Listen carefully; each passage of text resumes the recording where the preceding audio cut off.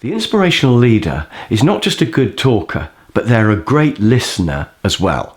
So as well as telling people stuff, you need to find out what's on their minds. And this means getting to know them, getting to really understand them. And that means being a great listener. I suppose really what I'm saying is you've got to invest time in your people. And that's difficult when you're busy. To put some time aside to just listening to your people is really important.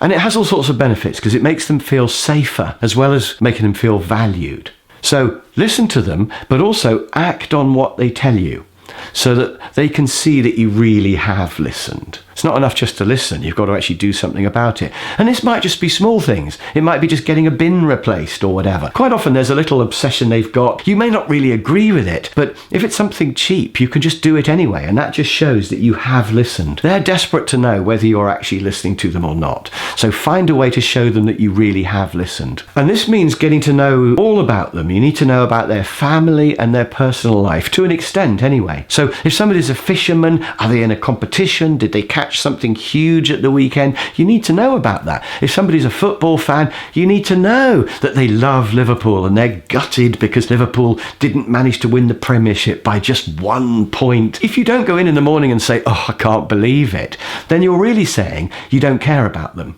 So you have to know about them. If they've got children, you need to know. If their children are ill, you absolutely need to know their children are ill. So it's really important. And I remember when I started out as a manager, I sort of intuitively felt that I had to understand my people.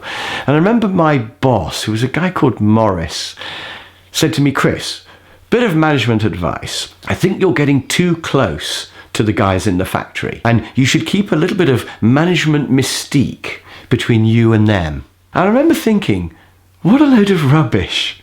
And it worried me for a while. I didn't have the confidence to sort of think I'm right and he isn't. But the more I think about it, the more I think that was rubbish advice. Keep some mystique. I don't agree with that. Now, obviously, you don't want to tell people everything about your personal life, but I think to be reasonably open with people is important because then they'll be open with you. And I think, you have to get to know your staff, your team, your workforce, because unless you can understand them, you can't motivate them. There won't be a bond between them and you. There won't be any loyalty. So you have to know about their family and their football team and things. So I don't agree with that management mystique thing. There'll be enough mystique anyway because you're their boss. So don't worry about that. And one of the best leaders I've ever seen was a guy called Moja Woolley. It's a great name. And he was a really good guy. I hope he's still around. In fact, I hope he sees this video. That would be fantastic. And Moja was the chairman of DRG. So he was in charge of thousands of people. There was probably about 30 companies in the Dickinson Robinson group. And we were just one small company in this group.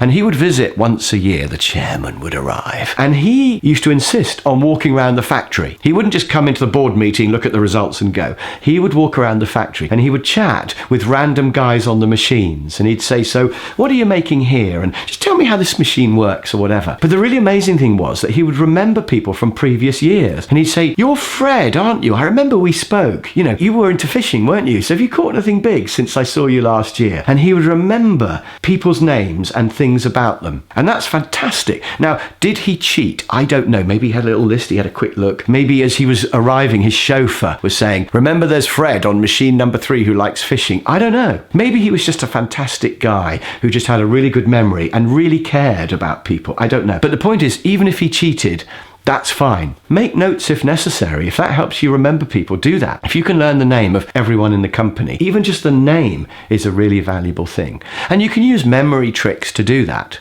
Somebody's called Brian. It sounds a bit like brain. So you can just imagine they've got a massive brain, or that their brain is a whole collection of eels that are just zooming around inside their head, or any kind of weird picture. So when you see the person, you think, "Ooh, eels going around inside his head, brain. Oh yeah, he's called Brian." Or if somebody's called Robin, just imagine that underneath his shirt he's all red there, because like Robin Redbreast or whatever. So when you see him, you think, "Oh yeah, he's called Robin." Or if he's Adam, you just imagine him wearing only a fig leaf, like in the Bible or something. So whatever memory trick, and by the way, the weirder the better for learning people's names. If you can think of a really weird image, then that will be more memorable for you. So whatever tricks you want to use, learn everybody's names, and if you can remember a fact or two about them as well, then that's even better. That's really, really vital. And then your objective is to talk to them as much as you can, be a great listener, discover what they're interested in, and also discover what their strengths are. Because everybody has strengths, and quite often the people who work for you will not be fully using their strengths. They might be very creative, for example, and you might discover that because of what they do in their spare time. And then